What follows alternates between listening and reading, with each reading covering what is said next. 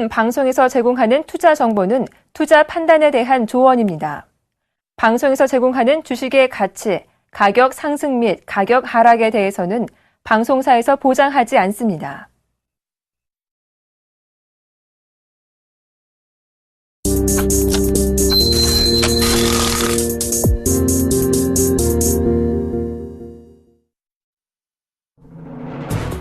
네, 출발 증시와이드 2부 시작하겠습니다. 최리나입니다. 그토록 기다렸던 외국인이 지난주 금요일 날 3,100억대 사상 최대 규모, 올 들어 가장 많은 규모로 사니까 외국인들이 돌아오는 것 아닌가 귀한 기대감이 높았던 게 사실이었는데요.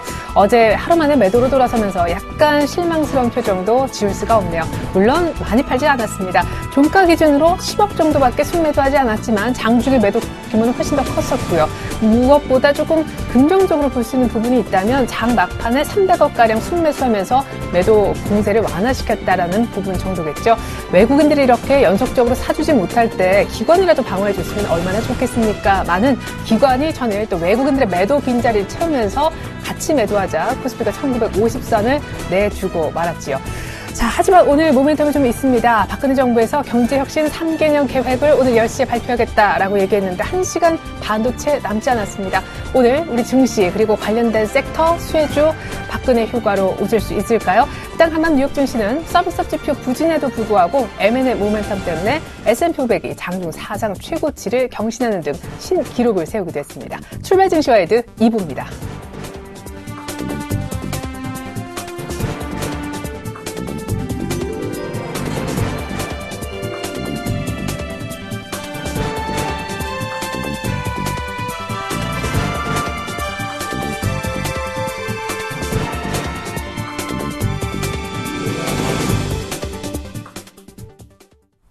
네, 전일장 다시 보고 오늘장 미리 보는 리뷰 앤 프리뷰 시간부터 가져보겠습니다. 화면 함께 보실까요? 네, 먼저 최희승 차장님의 의견부터 보겠습니다. 하루 만에 외국인 수급이 저조하게 바뀌었다 하셨고요. 정용훈 팀장님은 외국인 매도세는 조금 진정됐는데 기관이 대량으로 팔면서 지수가 밀렸다 하셨습니다.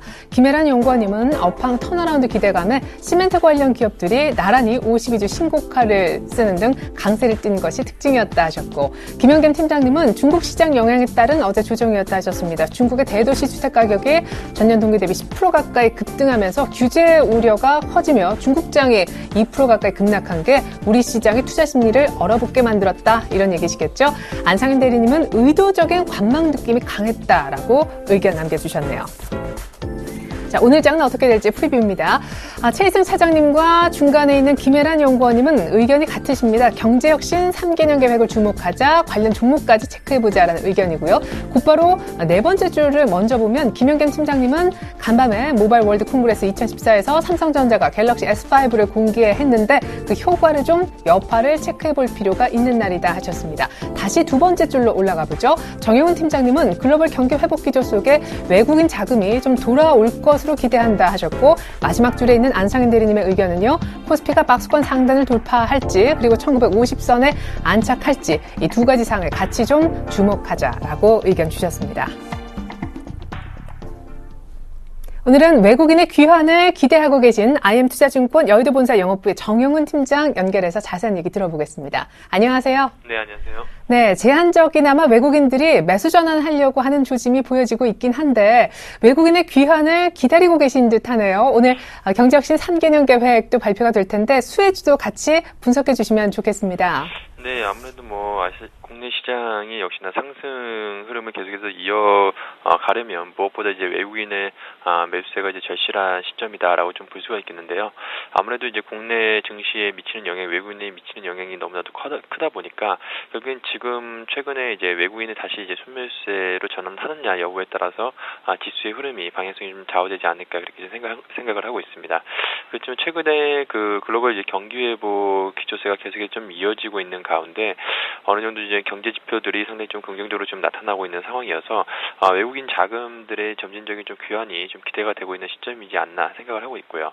그리고 여러 번 말씀을 드렸었지만 역시나 이머징 마켓에서 좀 차별적인 흐름을 좀 보일 수 있는 국내 시장의 매력이 향후에 좀 부각될 수 있는 가능성도 높지 않나 그렇게 좀 생각을 하고 있습니다. 그리고 이제 단기적으로 봤을 때는 아무래도 이제 오늘 이제 그 정부의 경제혁신 3개년 그 계획이 이제 발표가 예정이 돼 있는 상황인데요. 역시나 이로 인해서 금리 같은 경우에는 시장이 상당히 좀 등락을 거듭할 것으로 예상을 하고 있습니다. 아무래도 정책 기대감이 높은 업종을 중심으로 해서 상당히 좀 관심이 좀 쏠릴 것으로 좀 보여지고 있는데요. 뭐 아시다시피 그 이제 건설이라든가 그리고 은행 이제 부동산 경기 회복에 대한 어느 정도 좀 기대감이 높은 그러한 건설주라든가 은행 그리고 이제 헬스케어, 소프트웨어 등 이러한 좀 수혜주들이 좀 주목을 받지 않을까 그렇게 좀 생각을 하고 있는데요. 뭐 최근에 이제 그 지주사라든가 특히나 그 시멘트 관련주들이 이제 건설 경기 회복에 대한 좀 기대감에 상당히 좀 크게 좀 상승하는 모습을 좀 보여줬습니다. 그럼 차후에 이제 어떠한 종목들이 이제 수혜를 얻을 것인가라는 점을 봤을 때는 역시나 여전히 그 건설과 그 은행 같은 경우에도 부동산 비중이 높은 그런 레버리지 효과가 높은 KB금융이라든지 이러한 부분 쪽에 계속해서 좀 관심을 가질 필요가 있지 않을까 그렇게 좀 생각을 하고 있습니다. 예. 그리고 또 하나의 이슈가 있었죠. 간밤에요. 삼성전자가 갤럭시 S5를 모바일 월드 콩그레스 행사에서 공개를 했는데 오늘 관련주 혹은 정작 삼성전자의 큰 어떤 반등을 이끌어낼 새로운 모멘텀이 될 수 있다고 보시는지요? 네, 우선 지금 뭐 삼성 갤럭시 S5에 대한 기대감은 이미 최근에 계속해서 이제 주가에는 어느 정도 좀 반영이 된 시점이지 않나 그렇게 좀 판단을 하고 있습니다. 그리고 뭐 갤럭시 S5 관련한 이제 부품 업체들도 계속해서 좀 시장에서 관심을 좀 가져 보였었기 때문에 역시나 방수라든가 카메라 뭐 이러한 부품 업체들은 기존에 계속해서 좀 관심을 가졌었기 때문에 현재 시점에서 뭐 뚜렷하게 지금 뭐 호재로 작용한다라고는 좀 할 수는 없지 않을까 그렇게 좀 생각을 하고 있습니다. 그렇지만 역시나 실적 가시성이라든가 밸류에이션 매력이 높은 KG 바텍이라든가 뭐 UIL, 캠트로닉스 등은 계속해서 좀 관심을 가져도 좋지 않을까 그렇게 좀 생각을 하고 있습니다. 네, 지금까지 IM투자증권 여의도본사 영업부 정용훈 팀장님과 함께 봤습니다. 전략 감사합니다. 네, 고맙습니다.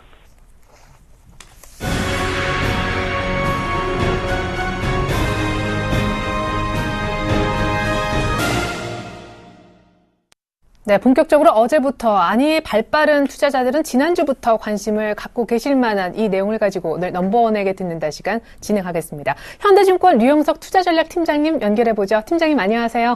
네, 안녕하십니까. 네, 잠시 후 오전 10시에 박근혜 정부가 집권 1년차 이제 다 지났다고 경제혁신 3개년 계획을 발표한다고 하죠. 세부적으로 한 3가지 정도 내용이 공개될 거라고요. 예, 지금 언론이나 증권가에서는 조금 알려진 내용이긴 한데요. 일단 개혁 취임 1주년 맞이해서 경제 혁신을 위한 3개년 확정안이 오늘 나올 예정입니다. 3개년 추진 사항을 보면은 기초가 튼튼한 경제 과정에서는 이제 비정상의 정상화, 공기업 개혁 등이 포함되어 있겠고요. 구현되었던 그 창조 경제를 통해서 성장 잠재력을 높이는 과정에서는 역동적인 혁신 경제를 강조하고 있는 것 같습니다. 그리고 이제 시장에 좀 더 관심 사안이라면은 소비와 투자 활성화를 통해서 내수를 확장하는 내수와 수출의 균형 발전을 얘기할 수 있는데요. 이 가운데서 이제 우리가 정해져 있는 것들 외에도 보면은 가장 중심적인 내용으로 보면 이제 재건축 규제 완화를 통한 또 민간 임대사업 육성을 통한 부동산 부양책이 가장 증시와 밀접한 관련이 있다고 볼 수 있겠고요. 비정상화, 정상화, 공기업 개혁이라든가 혁신 경제 관련해서는 우선적으로는 공기업 기관에 대한 개혁 내용들이 증시와 좀 밀접해 있다 이렇게 볼 수 있습니다. 따라서 시장의 직접적인 오늘 개혁 추진 내용의 방향성에서의 관심사는 증권 시장 내에서는 건설업종과 은행업종 그리고 공기업 관련 기업들에 대한 재평가 여부 이런 정도를 일단 압축이 되지 않나 이렇게 보고 있습니다. 공기관 정상화, 내수 활성화 가운데 부동산 정책 관련해서 초점을 좀 맞춰보면 투자하는 데 도움이 될 거다 하셨습니다. 근데 통계적으로 대통령 취임 한 2년 차 정도에는 주식 시장도 좋고 또 부동산 시장도 활기를 띈다라고 들었습니다. 왜 그런가요? 근거 있는 얘기인가요? 예, 노태우 정부 이후니까요. 꽤 오래됐죠. 여러 한 4번의 대통령이 바뀌면서 좀 이채로운 거는 취임 2년차 증시가 일제히 상승했다는 측면이고요. 노무현 대통령 2년차를 제외하고 나머지 그 정권에서도 2년차의 부동산 시장이 일제히 상승했다는 경험이 있습니다. 이런 것들은 통상 이제 정부가 1년차 취임을 하게 되면 대략적으로 이전 정부와의 거리를 두고자 하는 과정과 함께 정부 목표를 설립하기 위한 뼈대 만드는 과정으로 볼 수 있겠는데요. 지난해 정부에서는 이제 불합리화적인 요소들을 제거하는 정책들을 많이 시행한 것 같습니다. 예를 들면 세금 구조를 바꾼다든가 기업의 구조조정 이슈를 합리적으로 변화시키는 것들이 이에 해당될 것 같고요. 올해 년도에는 앞서 이제 3개년 계획을 발표하면서 뼈대 위에 살을 붙이는 과정의 시작이라고 볼 수 있겠습니다. 따라서 이제 본격적인 경제 혁신과 성장 도모가 우리가 기대할 수 있는 일반적인 기대치라고 볼 수 있겠고요. 그래서 과거 정부와 마찬가지로 증시와 부동산 시장은 2년차 효과를 경험할 수 있겠다라는 것이 이제 새롭게 나타날 수 있는 기대 요인이라고 볼 수 있고, 최근 정부의 박근혜 정부의 또 다른 정부의 다른 특색이 있다면 이제 본격적인 노령화 사회로 가기 이전 단계에서 경제나 사회 구조, 문화적인 측면에서의 효율성을 높이기 위한 구도를 만들고, 이를 위해서는 안정적인 경제 성장 구도가 반드시 필요한데요.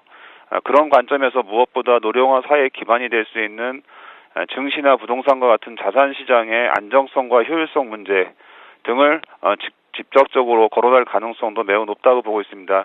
예를 들자면 이제 배당에 대한 그 수익률을 제고하기 위한 정책 쪽, 기업들이 이제 배당을 많이 줘야 된다는 쪽도 이런 비정상의 정상화 과정으로 볼 수 있겠고요. 또 그동안 가격이 편중화됐던 자산 시장의 모습들도 이제 정상화되는 과정이라는 측면들도 내포하겠다 이렇게 보고 있습니다. 이번 경제혁신 3개년 계획 방안 가운데 가장 눈여겨볼 만한 부분이 부동산 규제 완화와 공기업의 정상화 정도가 될 거다라고 하셨었는데, 사실 이제 수혜주를 좀 찾아봐야 될 것 같습니다. 관련해서 말씀해 주셨던 일전에 저PBR 매력까지 갖춘 시멘트주들은 이미 신고가를 낼 정도로 많이 올랐고, 건설주도 단기 반등은 어느 정도 하지 않았습니까? 수혜주 분석과 함께 전략까지 들어보겠습니다.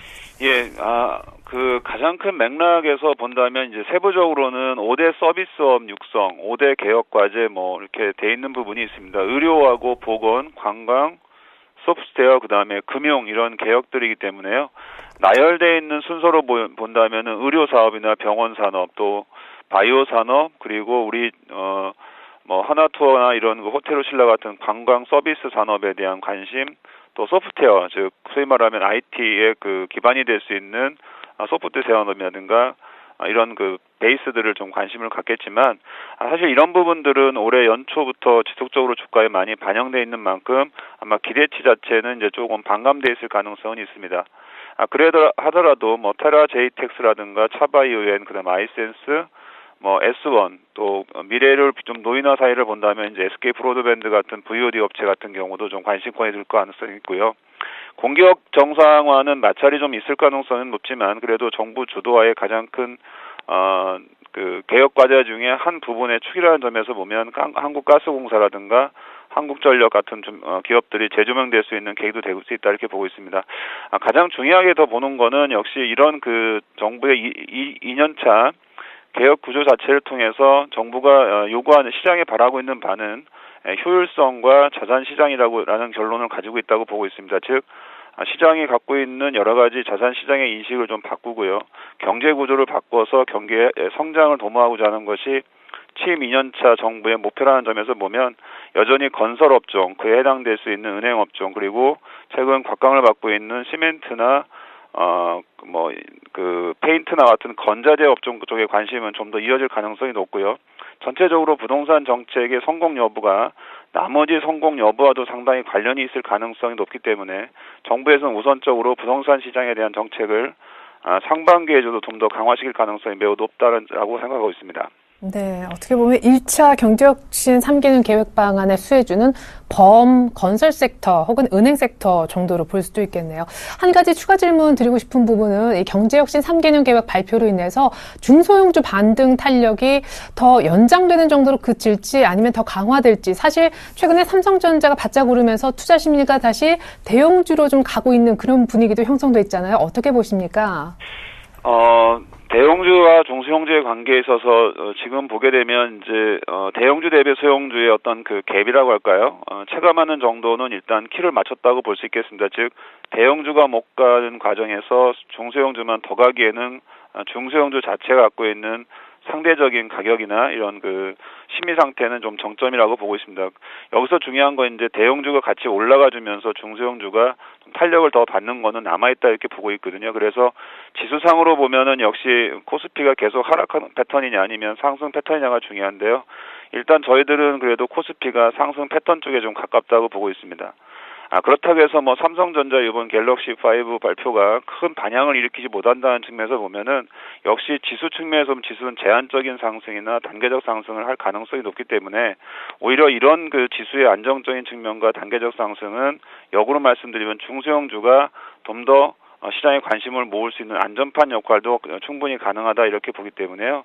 중소형주의 상승은 지금보다 적어도 5에서 10% 정도 더 상승할 수 있는 가능성을 엿보고 접근하는 것이 좋지 않나 이렇게 보고 있습니다. 네, 이미 대형주와 중소형주 갭은 어느 정도 다 메워진 자리, 거의 뭐 비등비등하게 똑같은 스타트 상황에 섰다고 볼 수 있겠지만 코스피가 제한적인 상승이 예상되는 반면에 코스닥은 약간 더 탄력적인 강세를 볼 수 있겠다 전망해 주셨습니다. 지금까지 현대증권 류용석 투자전략 팀장님과 함께 해봤습니다. 추가 질문까지 답변 잘 들었습니다. 네, 감사합니다.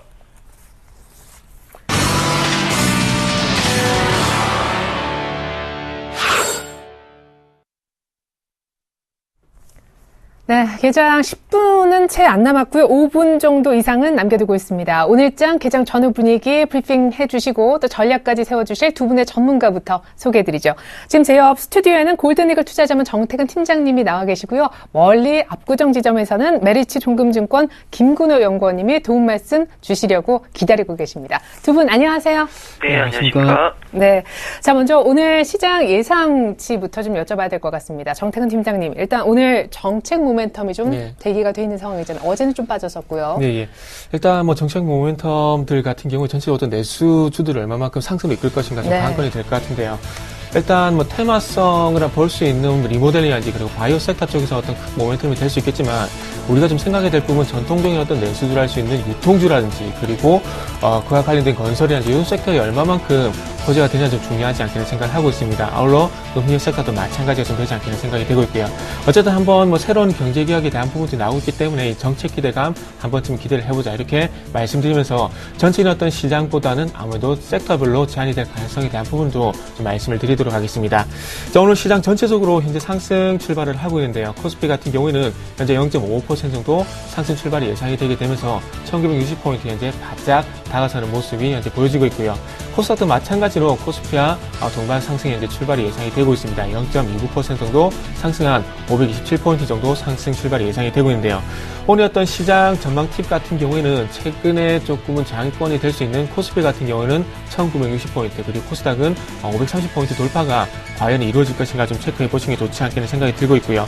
단기적으로 이 구간대가 제가 보기엔 좀 저항이 될 가능성도 있지 않겠는 생각이 되고 있는데 오늘 시장에서 방금 말씀드린 지수를 과연 돌파를 할 것인가 아니면 이 유포의 저항을 받게 된다면은 추가 반등이 일시적으로 제한이 될 가능성이 있기 때문에 중요 지수 포인트를 한번 제시를 해보도록 하겠습니다.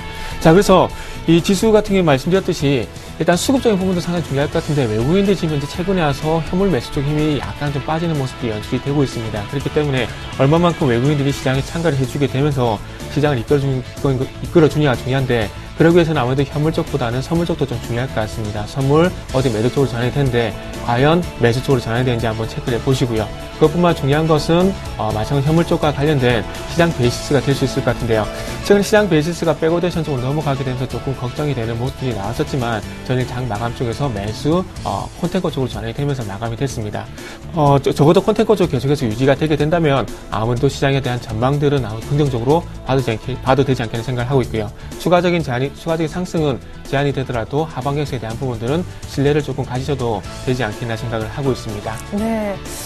코스피 1960, 코스닥 530 저항이 단기적으로 예상이 되지만 많이 빠질 자리는 없다라고 하셨습니다. 역시 섹터별로 오늘 더 중요한 날이 아닌가 하셨는데 오늘장 강세 예상 업종을 그럼 김근호 연구원님께 좀 여쭤보고 싶습니다. 경제혁신 3개년 계획 혹은 갤럭시 S5 공개 관련된 종목들이 좀 강세를 띨까요? 일단 뭐 갤럭시 S 관련해서는 시장 반응은 그렇게 썩 좋지는 않은 것 같습니다. 일단은 뭐 기대감도 별로 없었는데 뭐 놀랄 것도 없었다 뭐 이런 얘기들이 좀 나오고 있는데요. 일단 크게 미미한 수준의 갤럭시 S5 반응 그렇다면 어제 기관들이 뭘 샀나 좀 봤더니 이 자동차 그리고 건설 그리고 중공업주들을 좀 많이 샀더라고요. 물론 삼성전자 같은 경우에 시가총액이 크기 때문에 또 산 부분도 있겠지만 이런 섹터들이 좀 많이 산 것을 봤을 때는 일단 자동차 섹터 같은 경우 오늘 시장이 좀 좋다면 자동차 섹터, 중공업 섹터 같은 경우에는 좀 올라올 가능성이 있지 않을까라는 생각이 들고 외국인 같은 경우에는 삼성전자를 좀 많이 샀고요. SK하이닉스, SK이노베이션, 네이버, 하나금융지주, 한전 KPS, 현대모비스 외국인 같은 경우에는 IT 업종을 좀 샀습니다. 그리고 눈에 띄는 건 뭐 한전 KPS라든지 이 현대모비스도 샀고요. 뭐 고려아연 일단 외국인 같은 경우에는 유틸리티 쪽 이쪽을 좀 샀다. 그리고 IT 쪽을 좀 샀다. 그러면 좀 교집합은 사실 그렇게 크지 않다. 그렇다면 외국인의 참여가 좀 저조한 모습을 봤을 때는 기관의 수급에 대해서 조금 눈을 봐야 되는데 결국에는 그렇게 따지면 역시나 자동차와 중공업 업종이 오늘 오를 가능성이 좀 높지 않나라는 생각이 들고요. 이 부분은 물론 코스피 기준이고요. 코스닥 기준으로는 외국인 같은 경우에는 바이오 그리고 게임 이런 업종들을 좀 샀고 기관 같은 경우에도 바이오 그리고 LED 그리고 자동차 부품 게임 뭐 여러 가지를 좀 샀는데 일단 교집합을 좀 그려보면 결국에는 바이오 제약 그리고 게임 정도로 좀 나뉠 수 있을 것 같은데 게임 같은 경우에는 게임 업종 같은 경우에 최근에 좀 많이 올라왔기 때문에 제약 바이오 업종이 다시금 좀 치고 나올 수 있는 가능성이 높아지지 않았나.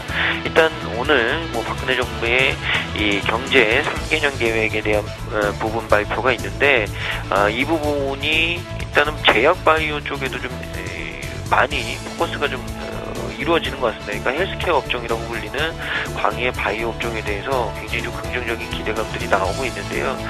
그렇기 때문에 오늘 또 바이오나 헬스케어 장비 업종들이 아침부터 좀 강하게 치고 나갈 가능성이 좀 있다. 물론 장중에 조금 눌릴 수도 있겠지만 이 제약 바이오 업종 그리고 헬스케어 장비 업종들이 오늘 여러 가지 좀 호재들이 나올 가능성이 좀 높지 않을까라는 생각을 가지고 있고요. 코스닥 기준으로 그렇게 본다면 대형주 쪽에서는 자동차 그리고 중공업 그리고 코스닥 쪽에서는 이 제약과 바이오 이런 섹터들을 좀 봐야 된다는데 일단 장이 전체적으로 좀 강하게 시작하는 모습을 좀 봤을 때는 이런 시장에서는 역시나 시가총액이 좀 큰 종목들이 치고 나올 가능성도 좀 배제하지 못한다. 그러니까 결국에는 코스피 기준으로 해서는 삼성전자나 현대차 이런 SK하이닉스 같은 종목들이 있을 거고요. 제약바이오 코스닥 쪽에서는 뭐 셀트리온이라든지 서울반도체 이런 종목들이 있을 겁니다. 근데 보면은 뭐 업종은 제가 말씀드렸던 강세 예상 업종 범주에 거의 들어가는 종목들인 것 같습니다. 그러니까 이 제가 드리는 말을 좀 참고를 하시고요. 아침에 이런 업종들의 움직임을 좀 유심히 보자. 만약에 장끝까지 좀 이런 종목들이 좀 움직인다면 업종들이 움직인다면 이번 주 안에는 계속적으로 좀 움직일 가능성이 좀 높지 않을까라는 말씀을 드리겠습니다. 네, 오늘장 강세 예상 업종군 들어봤는데 건설 섹터 멘트는 딱히 안 해주셨는데요. 장이 시작되고 나서 건설주 분위기도 같이 한번 들여다보도록 하겠습니다. 이 시각 동시효과 상황 잠깐 살펴보시겠습니다. 자, 먼저 삼성전자가 지금 빨간불이 일단 들어와 있는 그런 상황, 전체적으로 맨편에 나와 있는 코스피 시가총액 상위 종목들이 거의 다 플러스권에서 시작할 것으로 보여집니다. 자동차 종목들도 어지간히 강세를 나타낼 것 같고요. 어제 수급상으로 조금 괜찮았다고 조금 전에 분석이 나왔었던 현대중공업 등 이른바 조선주들도 추가 상승이 예상되고 있습니다. 무엇보다 오늘 공공기업 정상화 관련해서 정부 멘트가 나온다면 수혜가 예상되는 한국전력 역시도 추가 상승이 KB금융과 함께 예상되고 있는 그런 아침이네요.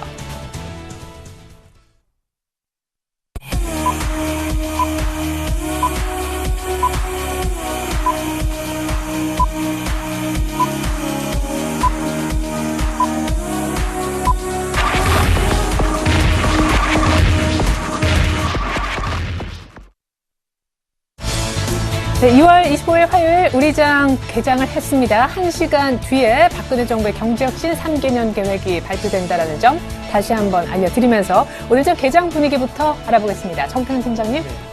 일단 아침 쪽에서 상승 출발을 하고 있습니다. 예상 그대로 현재 상승 출발을 하고 있는데요.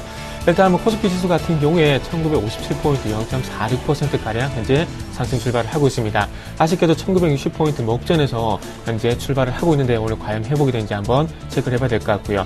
코스닥 지수도 마찬가지로 0.4%가량 현재 상승 출발을 하게 되면서 528포인트 현재 출발을 하고 있습니다. 서두에 말씀을 드렸듯이 오늘 1960포인트 그리고 530포인트 돌파가 과연 이루어지게 되는지 한번 체크를 해보시는 게 좋지 않겠나 생각이 되고 있고요.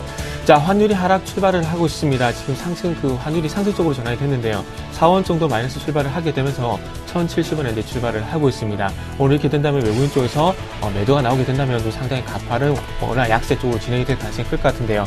어쨌든 중요한 것은 환율이 최근에 1,055원에서 85원 구간에 움직여주고 있기 때문에 이 밴드권에서 당분간 지속이 되지 않겠나 생각이 되고 있습니다. 아울러 선물지수도 마찬가지로 상승 출발을 하고 있는데요. 선물지수도 코스피 지수와 마찬가지로 현재 0.45% 정도 상승 출발을 하게 되면서 255포인트 현재 출발을 하고 있습니다. 네.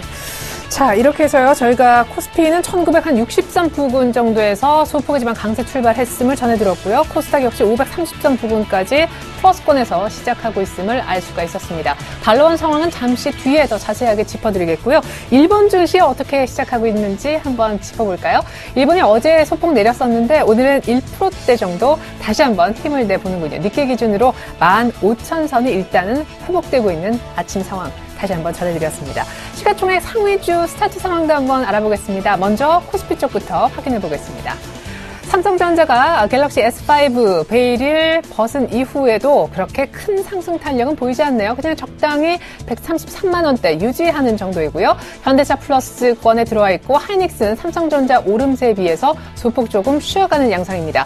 포스코드 플러스 한국전력도 오늘 수혜주로 거론됐던 종목 가운데 하나인데 세게 치고 나오진 못하고 있네요. 삼성전자 우선주도 이틀 연속 약세 국면 이어지고 있습니다.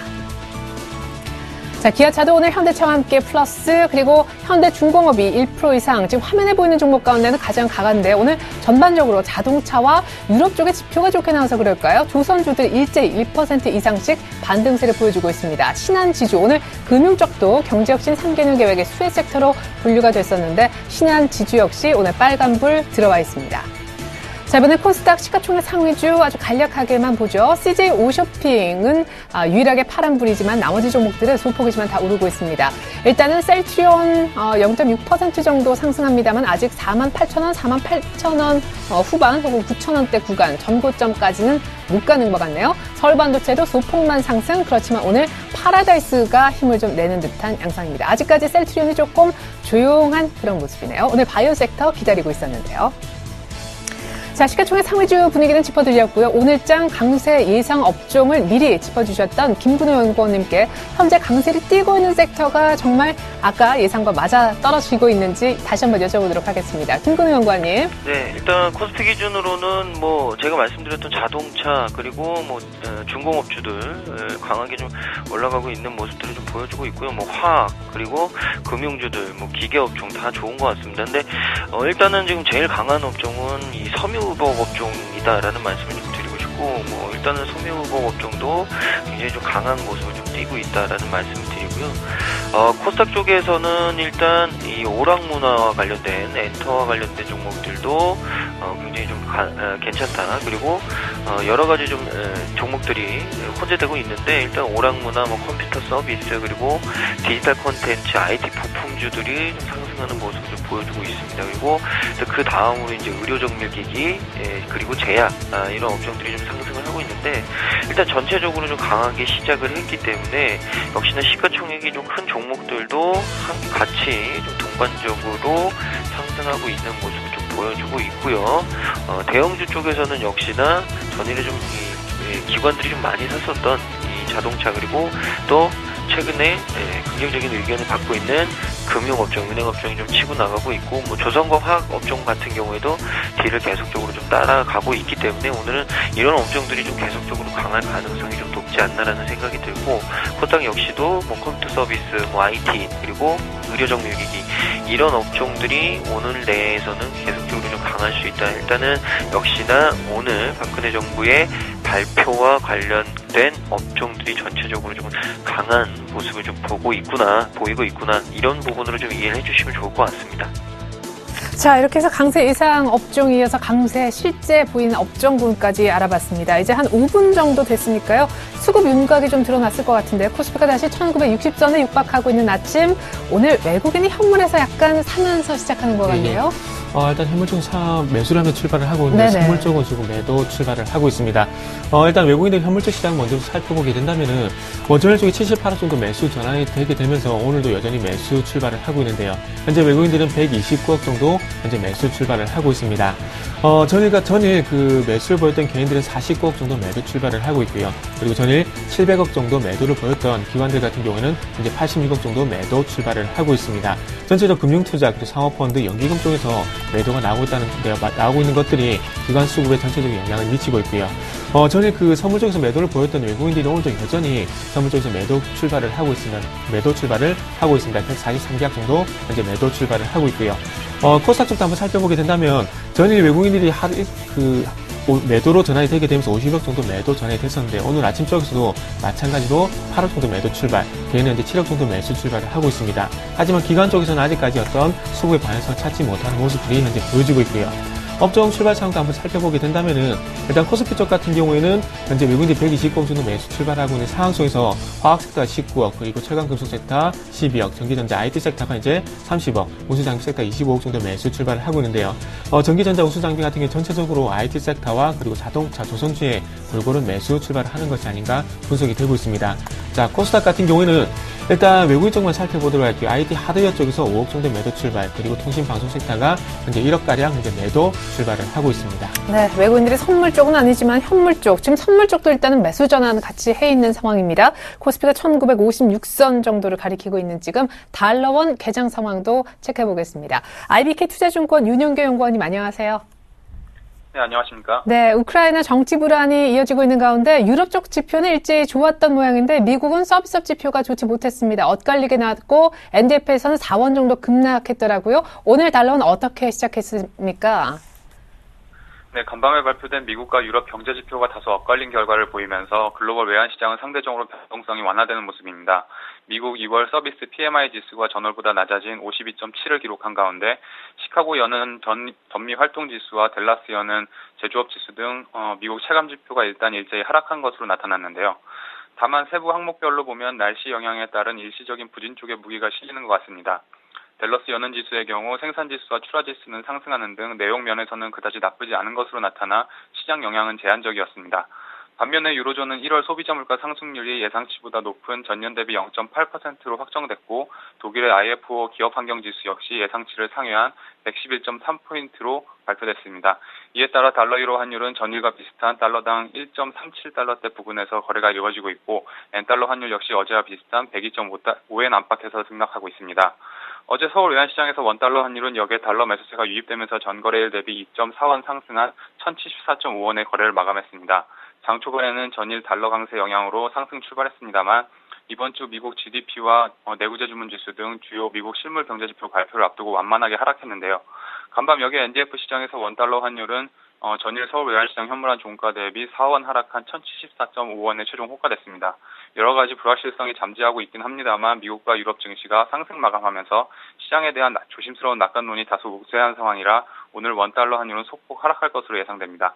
따라서 오늘 서울 외환시장에서 원달러 환율은 전거래일보다 주거래 가격대는 낮춘 1070원대 초중반에서 완만한 하락세를 시현할 것으로 전망합니다. 네, 일단은 1070원이 깨져 있네요. 지금까지 IBK 투자증권 윤영교 연구원님과 함께 외환시장 동향 알아봤습니다. 잘 들었습니다. 네, 감사합니다.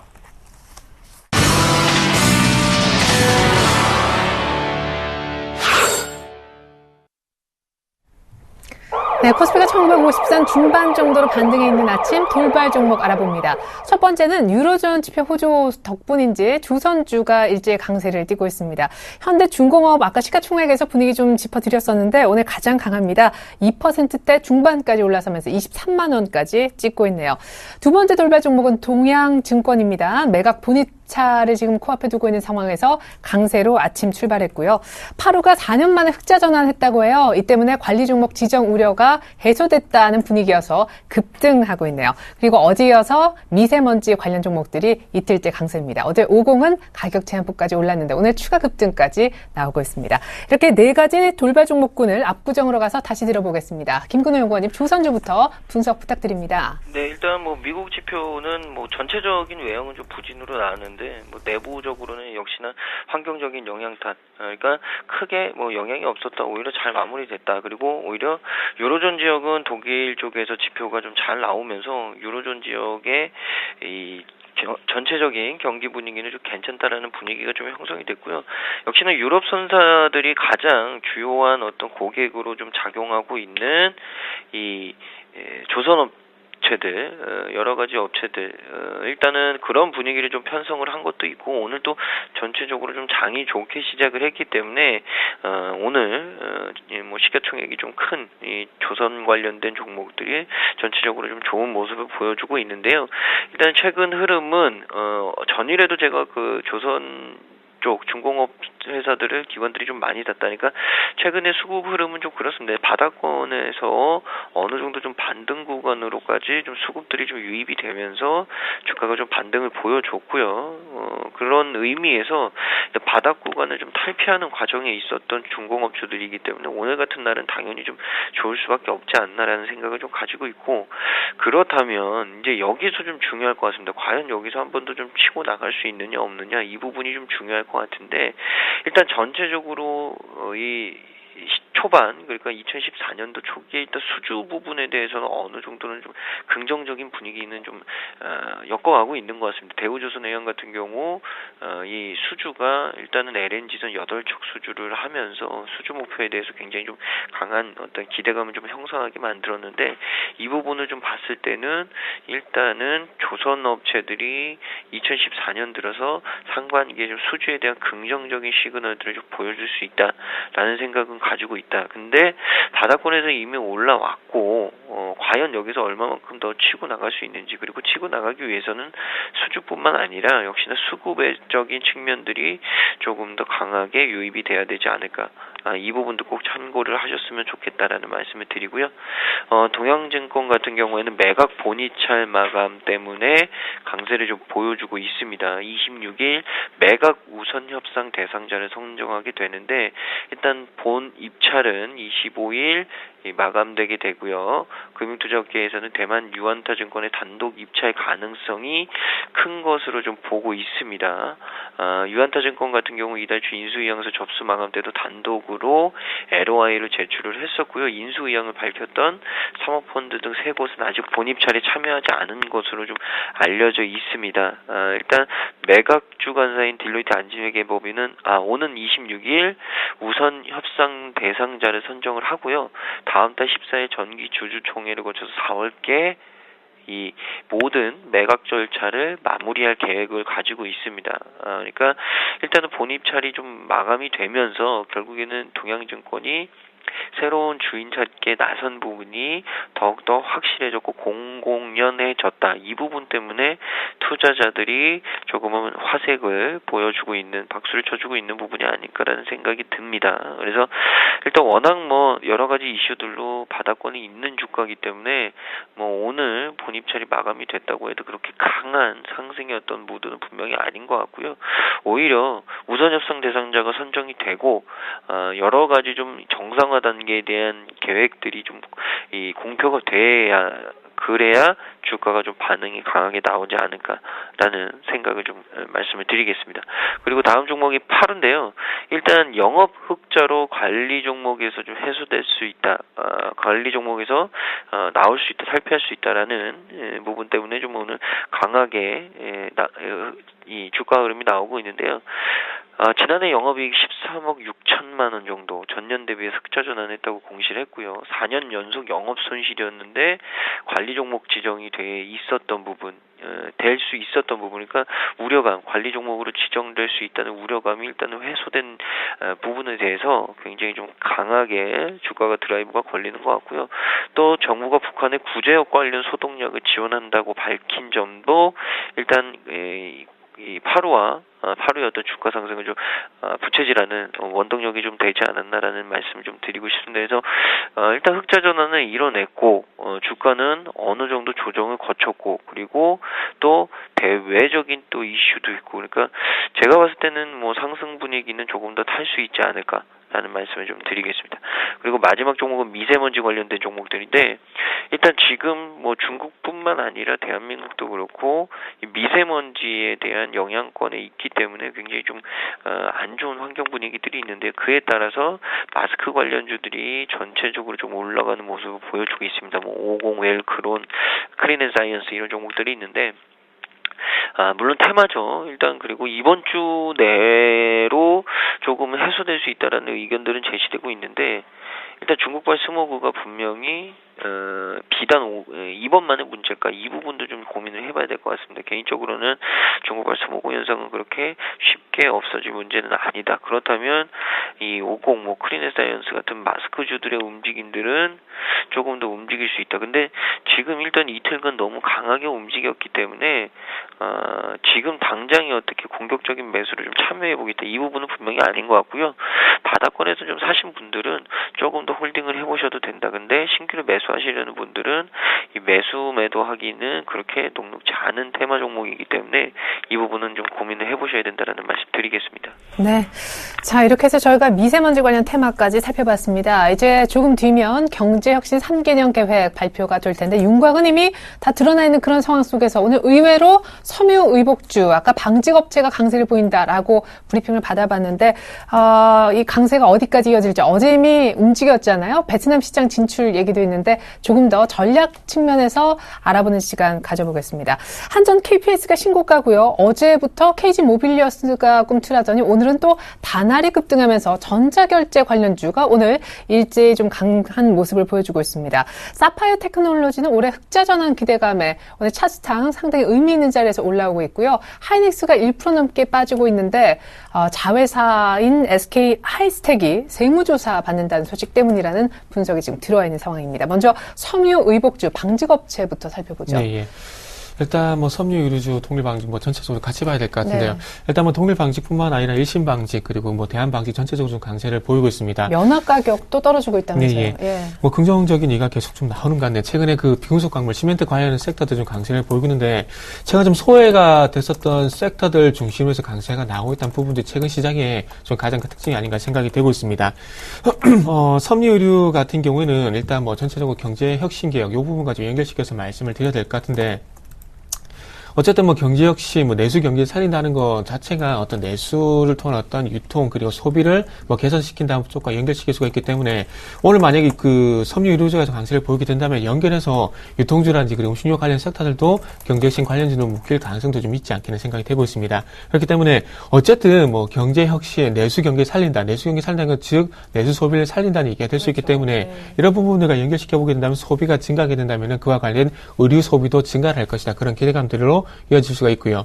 의류 소비에 대한 어떤 증가가 발생이 되게 되면은 의류 매출이 상당히 큰 폭 차지하고 있는 백화점 관련 종목들도 연결이 될 가능성이 있지 않겠는 생각이 되고 있고요. 그리고 그뿐만 아니라 대표적으로 먹거리도 관련이 될 수가 있겠죠. 그렇게 본다면은 먹거리와 연결시켜 보게 된다면 음식료 관련 섹터들도 마찬가지로 향후의 경제혁신 관련돼서 내수 관련주로서 묶일 가능성이 있지 않겠는 생각이 되고 있습니다. 항상 그 종목을 보실 때 관련된 섹터의 어떤 이슈에 집중하는 것도 좋겠지만은 그 이슈와 연결된 어떤 파급 효과라든지 그 연결고리라는 부분들도 항상 찾아보는 것도 중요하지 않겠나 생각을 하고 있습니다. 하지만 오늘 뭐 섬유 의류 섹터 강세를 보이겠다는 부분들을 좀 부각시켜야 될 것 같은데요.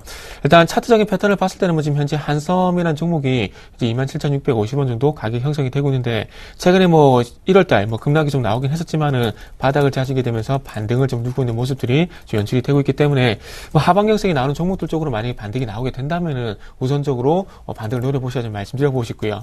뭐 그렇게 보게 된다면은 베이직하우스 최근에 수치가 상당히 괜찮기 때문에 관심도 괜찮지 않게 생각이 되고 있습니다.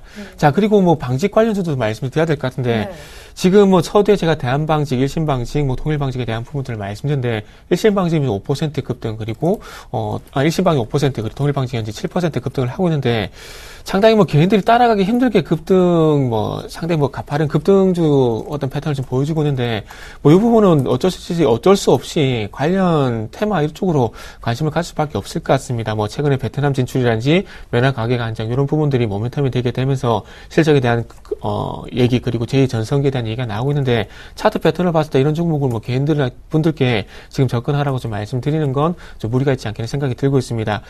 그리고 면화 가격이 좀 안정이 되게 된다면 합성섬유 관련된 화학업체들은 도리어 반대로 보게 된다면 역으로 악재가 될 가능성이 있기 때문에 면화 가격 같은 경우에 뭐 하나케미칼과 하나케미칼도 있고요. 그리고 또 다른 케미칼 업체가 있는데 갑자기 생각이 안 나는데 어쨌든 화학섬유와 관련된 어떤 케미칼 업체들 같은 경우 반대로 면화 가격 안정이 보이게 된다면 악재가 될 가능성이 있기 때문에 좀 참고를 하시고요. 방직주는 뭐 접근하라고 좀 말씀드리기에는 무리가 있다는 부분들을 말씀드리면서 좀 마무리를 좀 지어야 될 것 같습니다. 자, 그래서 다음은 한전 KPS. 일단 뭐 수주 소식이 있는데요. 한전 KPS 같은 경우는 정비업체입니다. 정비업체인데 그 중요한 것은 뭐냐면 이 정비를 하게 되면서 위탁 정비를 맡게 되는 거죠. 그러면은 꾸준하게 신규 어떤 판매를 좀 예를 들게 되면은 신규 판매 외에도 어떤 재구매 판매가 계속해서 뜨게 돼 있다는 겁니다. 네. 자, 그래서 가공 선전 솔로 뭐 위탁 검사 여기에 대한 부분도 616억 정도 현재 수주를 받았다는 얘기가 나오고 있는데 위탁 검사 향후에도 계속해서 어떤 안전성에 대한 부분에서 위탁 검사가 계속 이루어질 가능성이 있기 때문에 마찬가지 실적에 대한 기대감들도 연결될 수밖에 없을 것 같아요. 그래서 일단 최근에 뭐 상승세를 보이고 있다는 부분들이 제가 볼 때는 뭐 위탁 검사 수주 소식 때문에 올라가기보다는 아무래도 이런 어떤 실적적인 부분들에 좀 기대가 되는 것이 아닌가 생각이 되고 있습니다. 그래서 61,600원 정도 이제 가파른 상승을 보여주고 있는데 이 종목은 주봉 차트를 좀 보면서 말씀드리게 된다면은 일단 전고점에 대한 돌파 62,000원 구간에 어떤 돌파 여부를 좀 보시게 된다면은 뭐 추가적으로 가져갈 수 있는 여건이 되지 않겠는 생각이 되고 있지만 최근에 수급적인 부분이 크게 뭐 우호적이라고 보기는 좀 힘들기 때문에 일단 1차적으로는 62,000원 부근의 어떤 돌파 여부를 먼저 좀 체크를 하시라 이렇게 말씀드리면서 말을 좀 지어보고 싶고요. 그 다음으로는 다날 그리고 한국사이버 결제를 좀 봐야 될 것 같은데 네. 자, 일단 결제 금액이 증가할 것이라는 부분들, 이 부분 어쨌든 중요한 것은 결제업체들, 소위 말씀드린 전자결제업체들의 어떤 수혜가 될 수밖에 없지 않겠는 생각이 되고 있습니다. 하지만 조금 아쉬운 부분은 오늘 시장 최근에 뭐 한국 모빌리언스가 상승세도 상당히 좀 긍정적이긴 합니다. 근데 오늘 시장에서 조금 모빌리언스나 이니스가 좀 부각되지 않고 다날 한국사이버결제가 부각이 되고 있다는 부분들을 볼 때 좀 제한적인 수혜라 좀 봐야 될 것 같은데요. 일단 다날을 보게 된다면은 우리나라 같은 경우에 세계적인 어떤 공용업체들, 뭐, 아마존이라든지 이케아 같은 어떤 대형업체들이 우리나라에 진출을 한다는 얘기가 나오고 있는데, 일단 오프라인 쪽에 어떤 결제도 좀 긍정적으로 작용이 될 수 있겠지만, 이 업체들을 진출하게 되면서, 뭐, 아마존만 보더라도 전자결제 시장이 좀 더 확대가 될 가능성이 크다는 겁니다. 그리고 더욱 중요한 것은, 다날이 또 부각이 되고 있는 것은 또 한 가지가 있는 것 같아요. 최근에 우리 소비자들이 많이 트렌드가 좀 바뀌어버렸는데, 해외 직구족, 이런 거 많이 들어보셨을 겁니다. 그래서 해외 직구매를 하게 되면서 그런 또 온라인 사이트에 대한 어떤 결제가 상당히 증가를 하고 있는데 그런 부분들의 어떤 기대감들도 다날에 좀 모멘텀이 되는 것이 아닌가 생각이 되고 있습니다. 뭐 한국 사이버 결제 같은 경우도 이와 관련된 B2C 뭐 기업과 소비자의 어떤 연결 고리를 좀 찾고 있는데 어쨌든 지금 차트적인 패턴을 봤을 때 뭐 제가 보기엔 모빌리언스인지 그리고 지금 화면에 나가고 있는 다날 같은 종목들이 바닥을 타지면서 올라오고 있다는 부분들이 긍정적으로 봐도 되지 않겠나 생각이 되고 있습니다. 향후에 뭐 추가적으로 좀 더 지켜봐야 되겠지만 8,700원 뭐 9,000원 구간에 하반경성이 이제 조금씩 나오는 것 같습니다. 그렇기 때문에 이 부분을 지켜주는 흐름을 다시 한번 확인이 되게 된다면은 하반경성 나오고 향의 추세를 돌려줄 가능성이 있기 때문에 지금부터는 어떤 가파른 급등세보다는 조금 완만한 상승 전환이 이루어진지 여부를 저는 좀 보시라고 좀 말씀 한번 드려보고 싶고요. 자, 사파이어 결제. 사파이어 테크놀로지죠. 사파이어 테크놀로지 같은 경우에는 아무래도 서울 반도체 후광 효과를 좀 봐야 될 것 같습니다.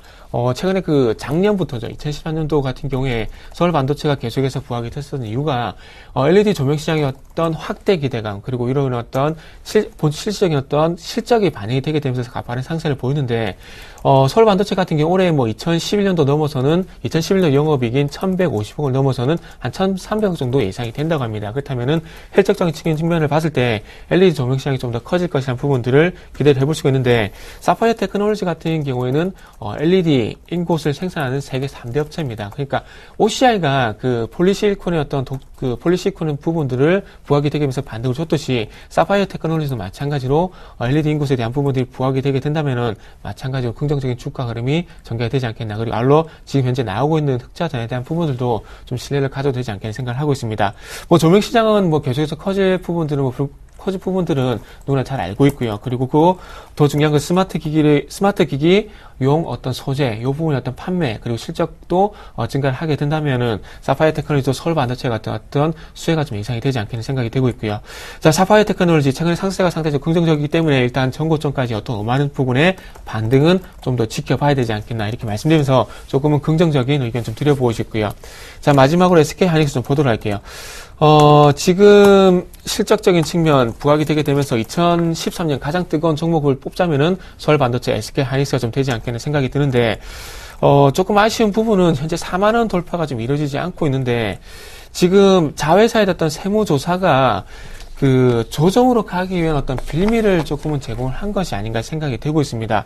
뭐 좀 더 자세하게 말씀드려보자면은, 뭐, 세무조사를 하게 된다면은, 당연히 어떤 세무조사를 하게 된다면 어떤 과징금에 대한 얘기가 나올 수밖에 없겠죠. 그렇겠죠. 세무조사 해가지고, 기업들 같은 경우에 어떤 한 건이라도 단속이 안 되는 것은 없습니다. 뭐, 네. 속된 말을 좀 드리자면은, 탈탈 털어서 뭐, 먼지 안 나는 사람이 없다는 그런 속담이 있는데, 이런 부분 좀 갖다 붙이기 좀 그렇지만은, 세무조사라는 것이 좀, 현장에서 입증하지 못하게 되면은, 그 혐의가 입증이 되기 때문에 바로 과징금과 연결되는데, 그런 부분에 대한 우려감이라 좀 봐야 될 것 같습니다. 그렇기 때문에, 최근에 수급이 이제 약간은 조금 꺾여 있는 모습들이 연출이 되고 있는데, 일단 요 종목 같은 경우에는, 일단 이렇게 좀 말씀을 드릴게요. 일단 4만원 돌파도 중요하겠지만, 아래쪽으로 봤을 때 36,000원 구간을 만약에 지켜주지 못하게 된다면은 일시적으로 장기 추세에 대한 확인이 전개될 수가 있기 때문에 이 종목은 일단 36,000원, 37,000원 구간의 어떤 지지형 여부를 먼저 좀 체크를 하시라고 좀 말씀을 드리겠습니다. 네, 물론 단기관점일 수 있겠지만 하이닉스 4만 원에 일단 팔고 보자 하셨던 분들은 마음이 좀 편하셨을 것 같습니다.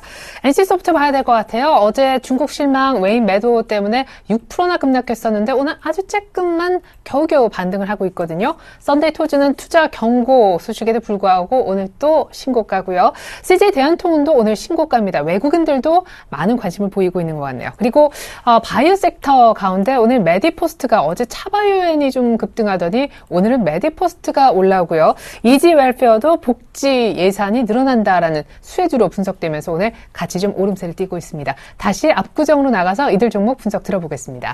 네, 일단 뭐 NC 소프트 같은 경우에는 이 중국 쪽에서 블레이드 앤 소울이 흥행이 생각보다 그렇게 좀 좋지 않다 이런 의견들이 좀 제시되면서 가장 강력한 모멘텀을 좀 잃게 된 것 같은 느낌이 있습니다. 그러니까 투자자들이 그 부분에 대해서 조금 우려감을 섞인 어떤 투자 시그널을 좀 보낸 것 같고요. 전일을 굉장히 좀 급락을 했었는데 일단 오늘도 전일 급락 대비해서는 그렇게 크게 반등하지 못하는 모습을 좀 보여주고 있습니다. 일단 증권사 이 하우스별로 좀 보는 의견들은 좀 다른 것 같은데요. 개인적으로 기술적으로는 좀 봤을 때는 일단 오늘 흐름이 굉장히 좀 중요할 것 같고요.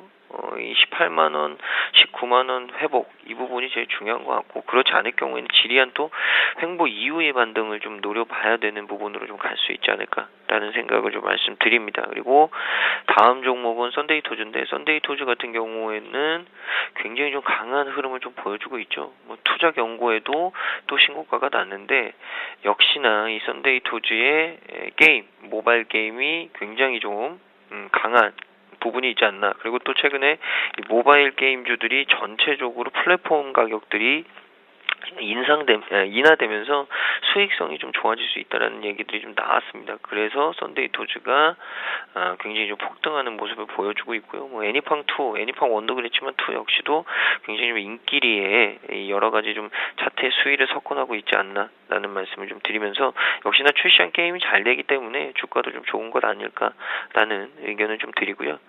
CJ 대한통운 같은 경우는 일단 최근에 택배 가격의 인상 이 부분이 시도가 좀 계속적으로 되고 있죠.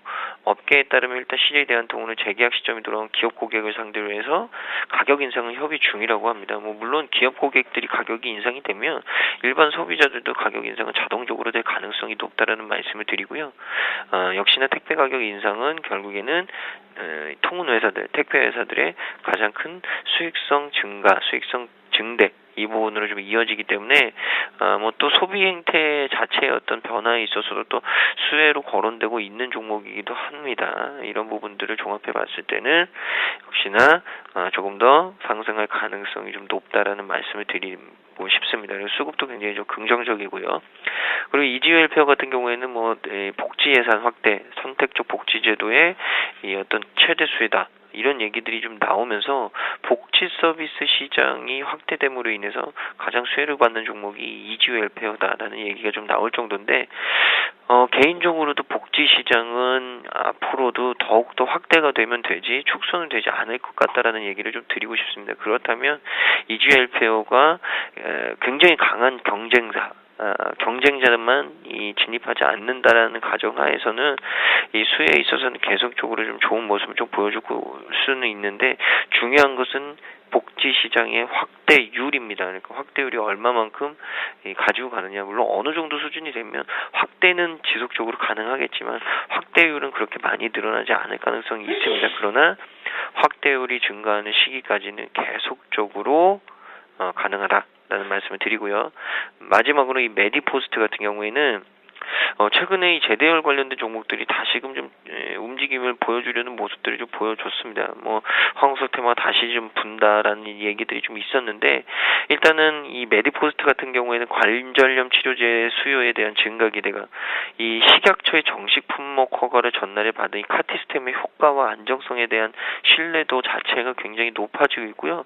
처방도 증가할 것으로 좀 예상들이 되고 있습니다. 그렇기 때문에 오늘 강한 모습은 보여주는데 중요한 건 지금 자리가 굉장히 매물대가 많은 자리이기 때문에 여기를 돌파하기 위해서는 거래량이 지금 거래량 수준 가지고는 안 된다. 조금 더 거래량이 터져야 되지 않을까라는 말씀 드리겠습니다. 네, 옆에 분이 빨리 감기가 좀 나아야 우리 김근호 연구원님도 감기 안 걸릴 것 같아요. 잘 들었습니다. 자, 앞서서 사파이어 테크놀로지 흑자전환 기대감 때문에 오늘 강세다라는 말씀을 드렸었는데 OCI도 역시 태양광 업황 개선 기대감 때문에 20만 원을 뚫어내고 있습니다. 현대증권이 오늘 동양증권과 마찬가지로 M&A의 기대 모멘텀이 살아있어서 오늘 강세고요.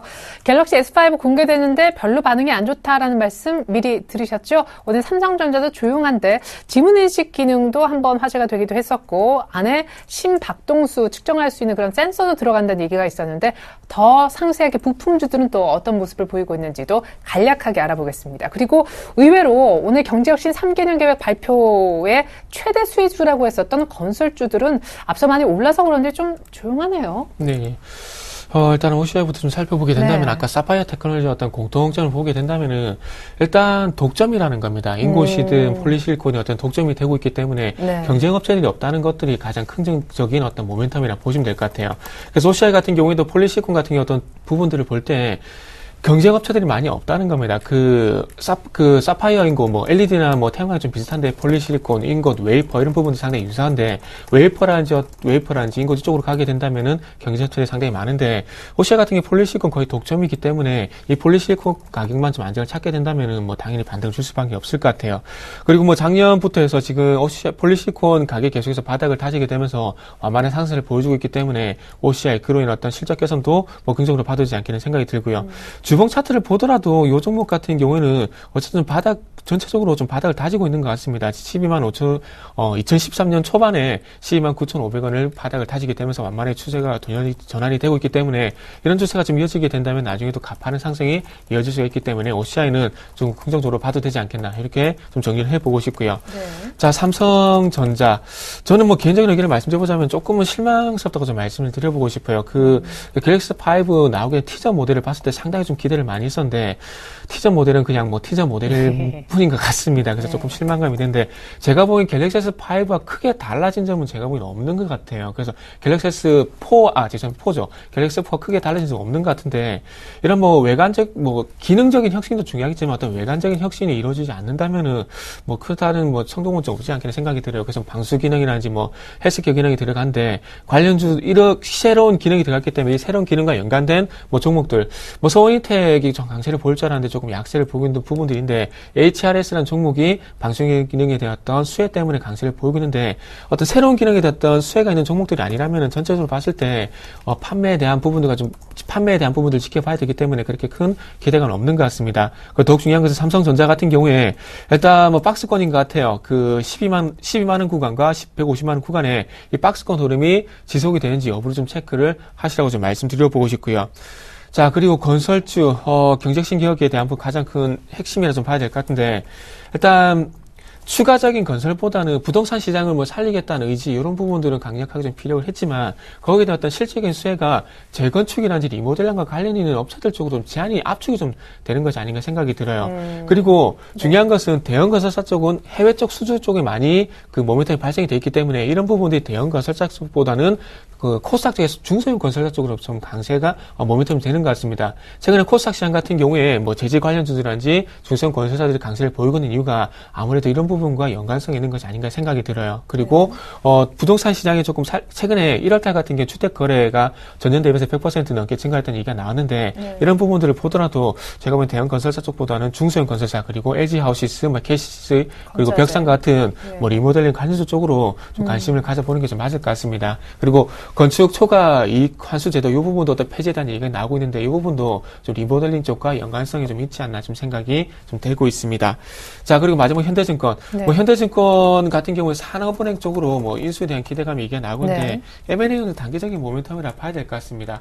그 산업은행은 지금 현재 대우증권도 좀 소유를 하고 있는데 향후 현대증권을 인수를 하고 난 이후에 어떻게 할지는 좀 지켜봐야 될 것 같아요. 대우증권과 뭐 현대증권을 합칠 것인지 아니면 대우증권을 매각을 하게 되면서 현대증권만 가져갈 것인지 여러 가지 뭐 시나리오가 있을 것 같은데 어쨌든 단순하게 M&A 모멘텀이라고 보시는 게 맞을 것 같습니다. 네, 외국인들의 다시 한번 사자 그리고 박근혜 정부의 잠시 후에 발표될 경제혁신 3개년 계획 모멘텀까지 겹치면서 코스피가 1960에 안착을 시도하고 있는 상황입니다. 전략 들어보겠습니다. 먼저 정태근 팀장님. 예, 저는 코스닥 조금 준비를 했는데요. 전일 그 코스닥 쪽에 모바일 게임 쪽에 약세를 보이면서 시장이 좀 꺾였었습니다. 그래서 저는 그래서 말씀드리고 싶은 부분이 모바일 게임 일시적인 어떤 가격 조정을 하려고 하자 이렇게 말씀을 드리고 싶은데 위메이드도 바로 올라오네요. 네, 예, 오늘 바로 올라와 버려서 이 말을 좀 늦게 어제 종가적인 드렸으면 좋았을 것 같다는 그런 생각이 좀 드네요. 그래서 모바일 게임 같은 경우에는 일단 중국 쪽과 관련된 그리고 해외 쪽 모멘텀 있는 종목들 쪽으로 조금 관심을 가지면서 조정이 나오게 된다면은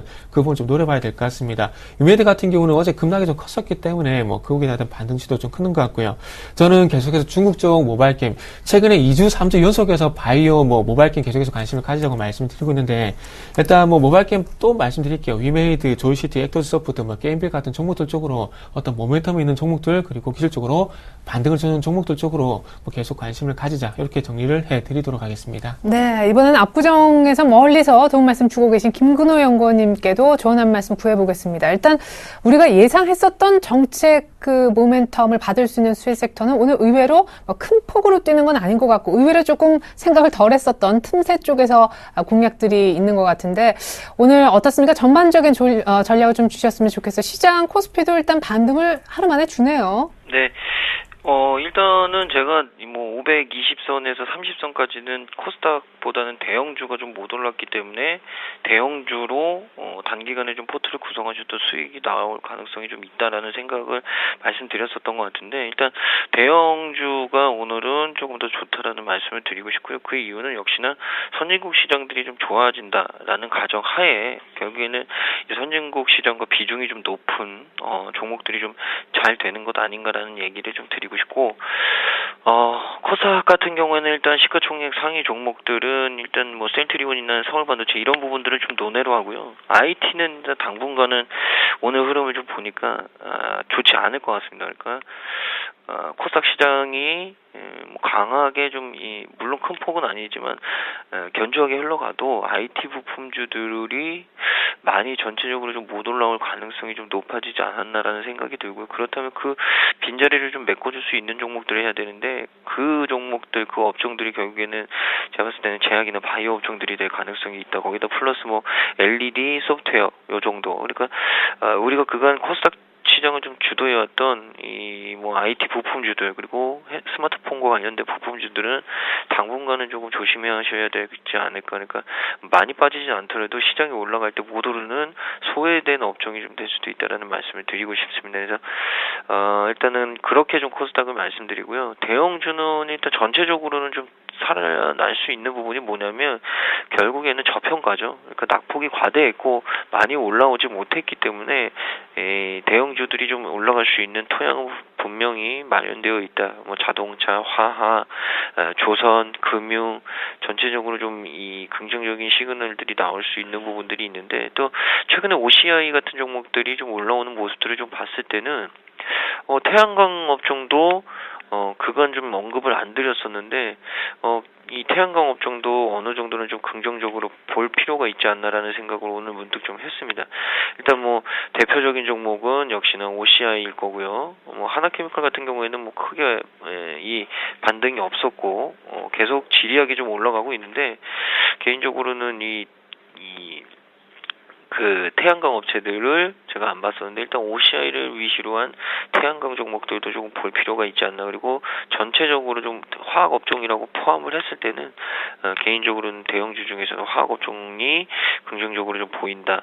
그리고 많이 올라왔던 건설 업종 같은 경우에는 일단 정부 정책에 따라서 조금 더 움직일 가능성은 있지만 오르기 전만큼의 어떤 상승률을 보일 가능성은 그렇게 높지 않아 보인다. 그러니까 지금 사서 먹는 수준하고 오르기 전에 사서 지금 수익을 보는 수준하고는 차이가 많이 날 수 있다.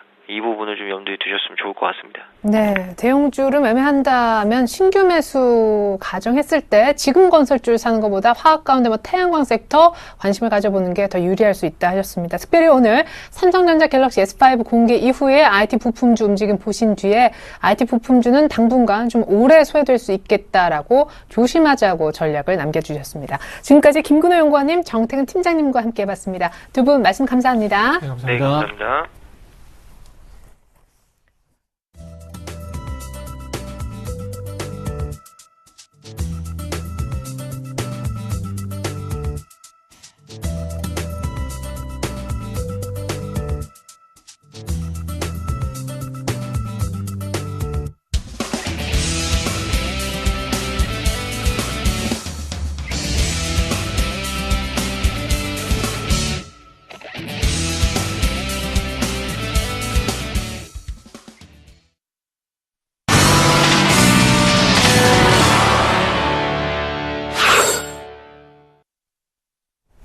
네, 외국인들이 하루 만에 돌아왔는데요. 선물 쪽도 매수할까 매도할까 눈치 보는 듯 하더니만 지금은 1000계약 정도 일단 순매수해주고 있습니다. 옵션까지 포함해서 파생 전체적인 분위기와 함께 전략도 살펴보도록 하겠습니다. 샘플러스 김도영 멘토님, 주쌤 안녕하세요. 네, 안녕하십니까. 네, 갭 상승하면서 255대 아니 256대 중반까지 올라왔네요.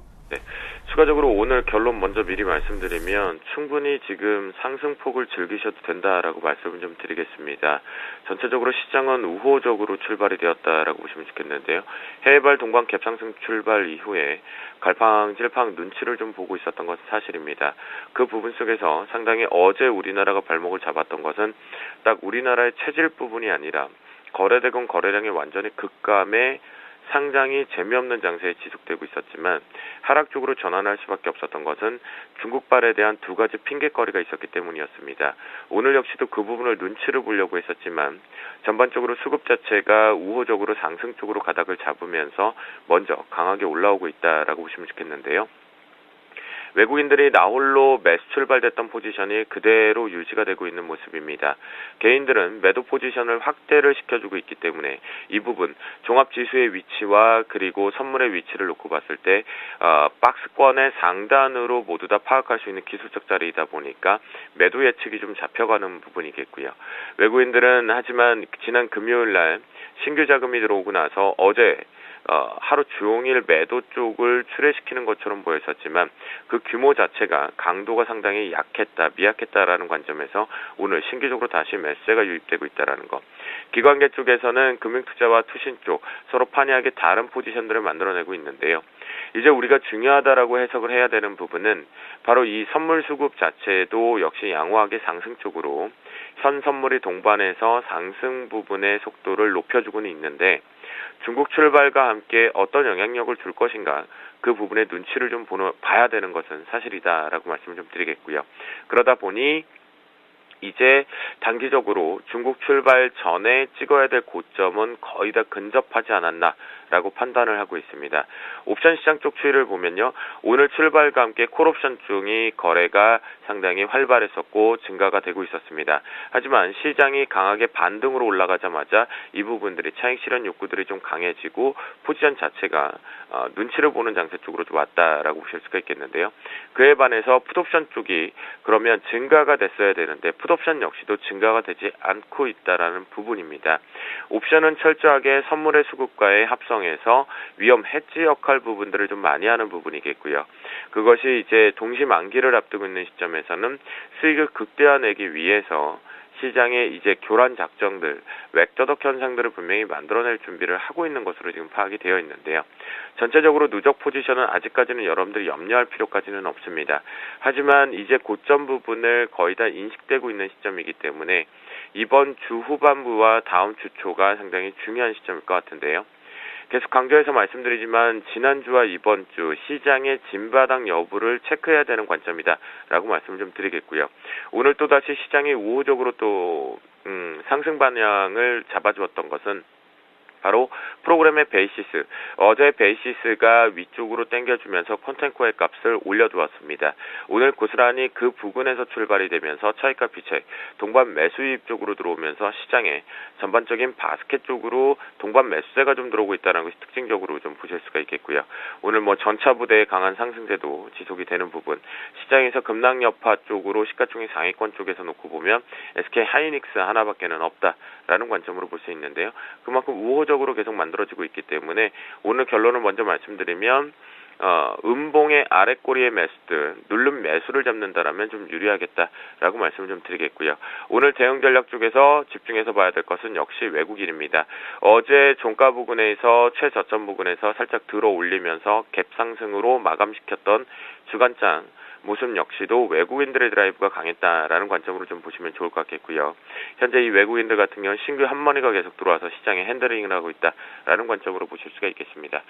그런 관점에서 오전장 황금 라인은요 255.05인데요. 한참 요 밑에 형성이 되어 있습니다. 원고를 보내드릴 땐 이미 이때 형성이 되어 있었는데요.